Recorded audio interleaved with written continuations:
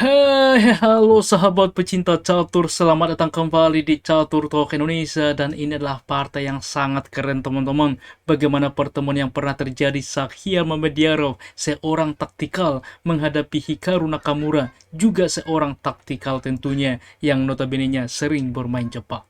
Pertarungan ini terjadi pada Champion Chess Tour Series New in Chess Classic. Dan langsung kita menyimak bagaimana permainan terjadi. Sakya Mamediarov putih mengawali langkah dengan pion ke D4 dan direspon oleh Hikaru Nakamura G6. Ia memilih pertahanan modern yang notabene Magnus Carlsen juga cukup sering memainkan pertahanan ini. Pion ke-4 menguasai sentral, gajah ke G7, dan kuda ke C3 direspon dengan C5. Dengan C5 ini juga mengarah kepada pendekatan Benoni, sehingga kita bisa katakan Benoni variation pada modern defense. Pion ke D5 langsung juga menutup posisi, lalu pion ke D6, kuda ke F3, dan A6 saat ini dengan ide ke depan mensupport pion ke B5 mempersiapkan fianchetto. A4 dilanjutkan mencegah pion langsung ke B5, gajah ke G4 mengepin kuda, gajah ke E2 melepaskan pinan mempersiapkan juga rokade, gajah memukul kuda pertukaran, gajah memukul gajah, dan kuda ke D7 saat ini. Rokade berlanjut pengamanan raja, kuda ke F6 saat ini mempersiapkan juga rokade, benteng ke E1 menguasai file E juga langsung mengancam ke raja. Raja diamankan dengan rokade, lalu pion ke H3 menjaga peta penting G4. Kuda ke E8 saat ini reposisi diri, mungkin ke depan dapat ke petak C7, juga mensupport pion melaju ke petak F5. Bagaimana saat ini putih melanjutkan? Sakya Mamediarov memainkan pion ke A5, mencegah juga baik satu langkah maupun dua langkah pion melaju, karena apabila dua langkah en pasan akan dimainkan. Kuda ke C7 tetap mensupport pion melaju ke depan, gajah ke E2, lalu benteng ke B8.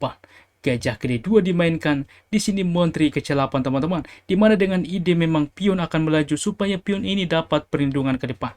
Sebagai contoh seperti ini, apabila langsung B5 misalkan, masalahnya et pasan akan terjadi, pertukaran kuda menerima, gajah menerima pion, kuda menerima, benteng menerima. Kita lihat, inilah mengapa Menteri ke C8 dimainkan sebelumnya untuk mensupport ke depan pion yang ada di petak A6 ketika terjadi pertukaran. Kita kembali teman-teman, oleh sebab itulah di sini Menteri ke C8, maka berlanjut kuda ke A4, kuda ke B5, lalu pion ke C3, mencegah juga kuda ke sentral.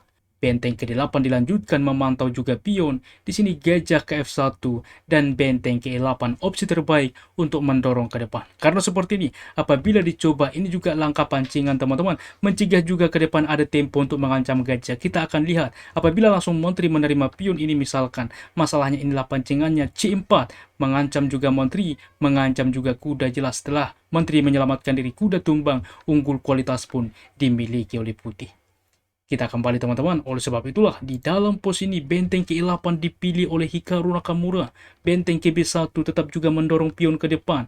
Pion ke-6 saat ini menawarkan, dan C4 dimainkan mengusir juga kuda, memberikan akses kuda ke sentral ke D4. Kita lihat, oleh sebab itulah gajah sebelumnya berpindah ke petak F1, mencegah juga tempo dari kuda teman-teman. Pion ke B4 dimainkan fokus rencana, maka Menteri ke C7 saat ini, gajah ke C3 langsung juga mengepin teman-teman, menawarkan juga ke depan diagonal gajah. Pertukaran pion terjadi, pion C menerima, lalu benteng ke D8. Secara tidak langsung mengancam Menteri. Benteng ke C1 saat ini juga mengancam Menteri. Di sini benteng ke C8, lalu gajah ke A1. Apa bedanya? Misalkan di dalam pos ini, mengapa tidak langsung diterima? Gajah memukul kuda bang, kan pion sedang dipin. Masalahnya gajah menerima. Apabila Menteri menerima gajah, masalahnya pion menerima walaupun benteng menerima Menteri. Benteng memukul benteng, kita lihat punya pion bebas file D ke depan. F3 misalkan mensupport pion satu sama lain. Benteng akan ke C8 teman-teman. Di sini pun keunggulan dimiliki oleh hitam.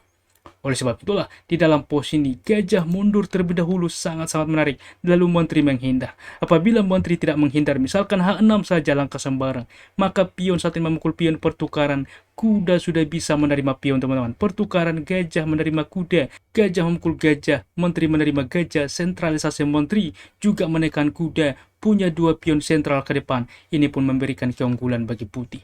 Oleh sebab itulah bagaimana setelah Gajah Ki-A1 Menteri langsung menghindar ke delapan, berlanjut pertukaran pion terjadi saat ini, lalu kuda juga menerima pion. Mirip memang seperti yang sudah kita analisa sebelumnya.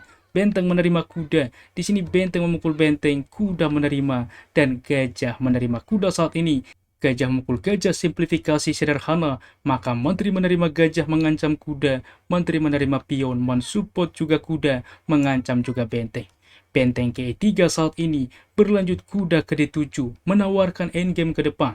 E5 untuk juga pion promosi. Di sini menteri ke C5 menawarkan endgame dengan senang hati. Kalkulasi yang sangat luar biasa tentunya dari Super Grandmaster Shahryar Mamediarov, menteri memukul menteri, kuda menerima, dan F4 saat ini mendorong ke depan pion sentralisasi. Bagaimana melanjutkan di sini juga salah satu posisi kritikal, pion ke A5 dimainkan oleh Hikaru Nakamura, dan ini adalah kesalahan. Mengapa ini kesalahan teman-teman? Anda post video ini apa yang direspon oleh Putih di posisi seperti ini? Bagaimana teman-teman? Tentunya dengan pion melaju ke A5 memperlemah juga saat ini petak B5 sehingga gajah dapat menempati peta ini, di mana juga mengancam benteng, di mana peta ini juga ke depan sebagai juga tempat bagi pion promosi dan juga pion dihentikan ke depan bahwa peta ini dijaga oleh gajah. Oleh sebab itulah yang harus dimainkan ialah Raja ke F8, mencegah ke depan teman-teman.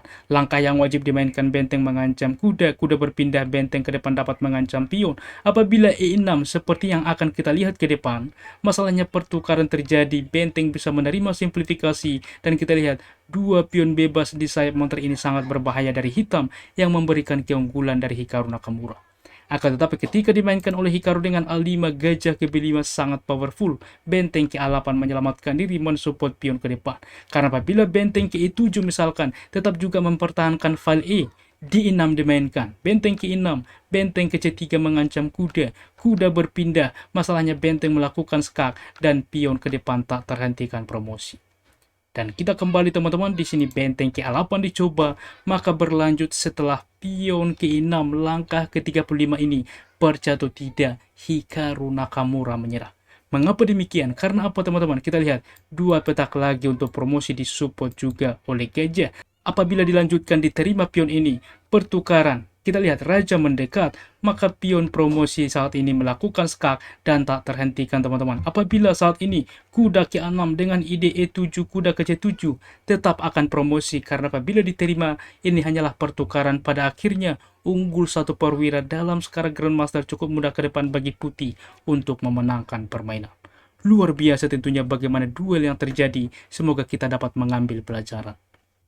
Dan ada pun ulasan permendar komputer menunjukkan bahwa tingkat akurasi dari Shahryar Mamediarov 91,7% dan Hikaru Nakamura 86,9%. Demikian ulasan catur menarik hari ini. Jika suka jangan ragu pencet like yang membuat kami semakin bersemangat lagi di dalam mengupdate konten catur menarik lainnya. Catur Yes Indonesia Jaya, keep sharing and keep loving. Bye bye.